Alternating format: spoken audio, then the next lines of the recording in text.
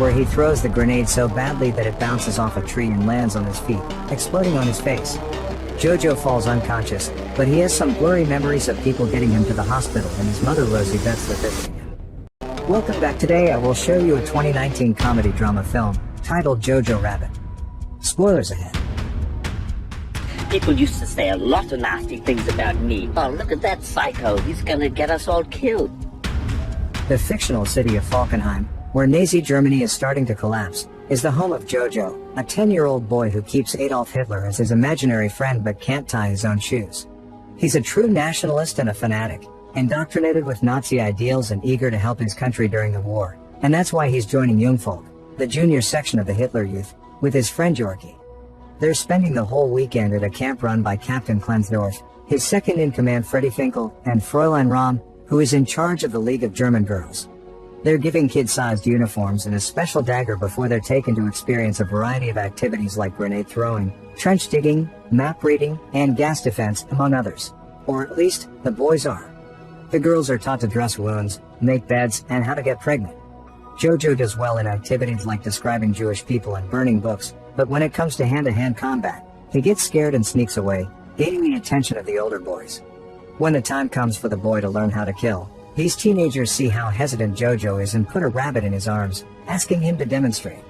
Jojo swears he isn't scared, but he still can't bring himself to do it, so he tries to let the rabbit go. However, the teen boy grabs it before it can run away and kills it himself, proceeding then to make fun of Jojo for his failure. Since he's scared like a little rabbit, they start calling him Jojo Rabbit, which upsets him and causes him to run to the woods. While he sits on a tree root crying, imaginary Hitler shows up and tells him rabbits are actually pretty brave. They go out in the wild every day to get their carrots and they gotta be sneaky not to get caught. Encouraged to be a mighty rabbit, Jojo runs back to camp, where Klensdorf is teaching the kids to throw grenades under his supervision. Jojo passes by him, steals the grenade he has in his hand, and continues to run into the woods, where he throws the grenade so badly that it bounces off a tree and lands on his feet, exploding on his face. Jojo falls unconscious, but he has some blurry memories of people getting him to the hospital and his mother Rosie Betzler visiting him. He wakes up some days later in his room, and the first thing he notices when he gets out of bed is the limp on his leg, the second being the scars on his face he finds when looking at the mirror. His mother comes to check on him, then to hug him and remind him that he's got her even if his father is gone and his sister Inga died. After making him put on his uniform again, Rosie takes Jojo back to the Jungvolk headquarters, where they find Klensdorf awkwardly feeding Finkel. Klensdorf has already been demoted for negligence, but Rosie still hits him on the groin with her knee and slaps him with her glove, making him promise he'll give Jojo some work to do, even if it isn't on the field, and that he'll feel included. Jojo is given the task of putting up propaganda posters around town and delivering conscriptions, which he does with lots of enthusiasm. One afternoon, while working, he finds his mother staring at a group of people hanged at a gallows in the public square, and when Jojo asks her what they did, she replies what they could. When he goes home later, his mother isn't there, and he starts to get nervous when he hears noises coming from his sister's room. He enters the bedroom to investigate and finds a weird mark on the floor that goes up the wall, so he inserts his knife into it and manages to open a fake section of the wall. There is a space behind it enough for a person to crawl into and various objects spread around. At the end of it, he's shocked to find a young girl, Elsa Kor, who follows him out of the room as he screams and runs around the house in fear. She catches him when he's about to reach the front door and pushes him against the wall, showing him she has his dagger and admitting she's Jewish, but she's there because Rosie had invited her to hide in her house. If Jojo tells anyone about her, Elsa promises she'll say he and Rosie helped her, which would get them killed as well. After she returns to her hiding spot with his knife, Jojo rushes to his room and discusses his options with imaginary Hitler. Reaching the conclusion he should negotiate, he grabs a kitchen knife and a pot to protect himself, then returns to his sister's room to tell Elsa she should find somewhere else to live. He gets scared again, however, when she surprises him from behind, takes the kitchen knife as well, and kicks him out of the room. Jojo discusses things with imaginary Hitler again, and they reach the conclusion he should make Elsa feel safe so she'll drop her guard. When Rosie comes back in the evening, Jojo tells her he's heard noises upstairs, but she tells him it must have been rats. After Rosie puts Jojo to bed, she goes to see Elsa to tell her to be more careful, because if something were to happen, she can't choose her over her own son. She also reminds Elsa that as long as there's at least one person alive out there, then they are losing. The next day, Jojo goes to the swimming pool, which should help him with his leg. He notices Klensdorf and Finkel are there too, sitting closely together and showing fear of Rosie. After his mom leaves, Jojo approaches them and asks Klensdorf what he should do if he found a Jewish person. The answer is to call the Gestapo, who will kill them and whoever helped them. Jojo also wonders how one can even identify a Jewish person, to which Klensdorf says he doesn't know either and someone should write a book about it. Once he gets home, Jojo tries to talk to Elsa again. After pointing out they're at a stalemate because neither of them can tell on the other if they don't want trouble, he tells her he'll allow her to stay in exchange for information about the Jewish people, so he can write an expose book. Elsa accepts and explains they're people just like him, but since he won't believe her, she says they're money-loving demons that are allergic to food. Jojo quickly catches on her plan to get him to bring her food, and when he starts explaining the Aryan race is superior and the Jewish people are weak, Elsa grabs him, covers his mouth, and shakes him as she explains to him there's nothing weak about Jewish people before she goes back to her hiding spot. When Rosie comes back in the evening, she burns something in the fireplace before pouring some wine and playing music. She's very happy because the Allies have taken Italy and France will be next. Jojo begins arguing with her for being against her country, so Rosie cuts the conversation short and tells him to eat. She isn't eating though, claiming she isn't hungry, and Jojo quickly suspects she's saving the food for Elsa, so he decides to have the leftovers for himself. He thinks that if his father were here he would understand, and since he wants to see him so badly, Rosie puts on her husband's jacket and paints a beard on her face with ash to scold Jojo for talking like that to his mother. Using her husband's voice, she also asks him to take care of her because she's doing the best she can. Then she turns up the music and makes Jojo dance with her. The next day, Jojo gives Elsa a pencil and paper for her to draw where Jewish people live and where Jewish women lay their eggs. Elsa starts drawing, but she refuses to answer questions about her family. However, she does tell Jojo about her fiancé Nathan, who is away fighting with the resistance. The picture she gives Jojo is a drawing of his own head because that's where Jewish people live. Jojo gets an idea for a plan. He writes a letter pretending to be Nathan breaking up with Elsa and reads it to her, who obviously doesn't believe him, but it still hurts her to hear such horrible things about her with her fiancé's name attached to it. She rushes back into her hiding spot, and seeing her so upset and human makes Jojo regret the whole thing, so he writes a new letter as Nathan saying the last one wasn't true and he does still love her. Elsa thanks him and asks him to bring her more letters in the future. They play a game of who can name more famous and important people on their sides, and Elsa wins when she brings up Jesus. Sometime later, Jojo and Rosie go for a walk to the riverbank, and Rosie tells him how different this area used to be. There were people all the time there, dancing and enjoying romance, which Jojo looks down on. Rosie also thinks kids shouldn't be discussing politics, they should be playing and climbing trees, and everyone should be dancing as a sign of freedom. Jojo looks down on this as well and takes off on his bike, with Rosie following him closely. When they reach the road, they see a truck of soldiers return home, looking gloomy and defeated. Jojo goes back to his house in a bad mood as well, so Elsa tries to distract him by telling him ridiculous fantasy stories about her people. He starts warming up to her and enjoying her company, for which imaginary Hitler scolds later, telling him his German brain shouldn't be bossed around.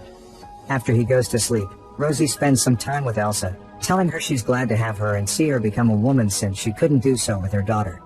The following day, Jojo goes to the Jungvolk headquarters, where he finds Klensdorf and Finkel talking to each other with their noses almost touching, a clear tension between them. Jojo tells them he's writing an expose on Jewish people, but they laugh at him, not believing it's real. Klensdorf decides to share with him some designs he's made for his and Finkel's uniforms, which are very flamboyant. Then he gives Jojo a new task. He must collect scrap for the war effort.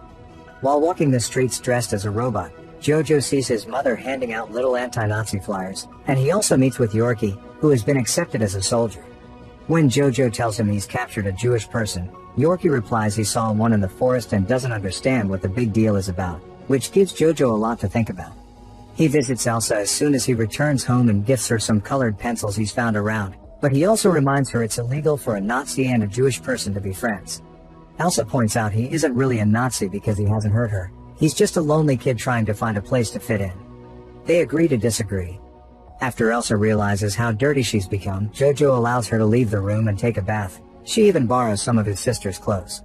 They're about to have dinner together when someone knocks on the door, and after she runs back to her hiding spot, Jojo opens the door to find a group of Gestapo officers led by Hermann Diertz, and right after them, Klensdorf and Finkel arrives as well, saying they had to bring some pamphlet to Jojo, which sounds like his excuse.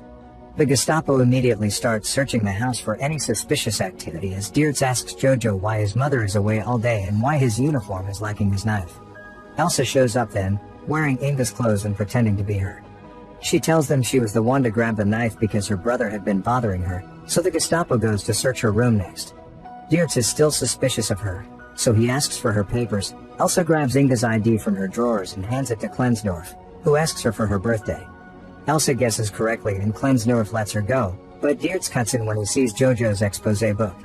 The Gestapo starts going through it, laughing at all the demonic drawings of Jewish people, and while Klensdorf doesn't look too amused, Elsa feels rather upset and betrayed when they reach a section where Jojo has described all the ways Nathan should die. Happy not to have found anything wrong, the Gestapo leaves, and Klensdorf leaves as well after giving Elsa back the ID and Jojo his knife. Elsa discovers the date on the papers is different from what she said, which means Klensdorf has been helping them all along. Jojo points out nobody really knows Inga is dead, so Elsa could pretend to be her and live with them normally, but she still feels hurt by the book content, so she tells Jojo they can't be friends.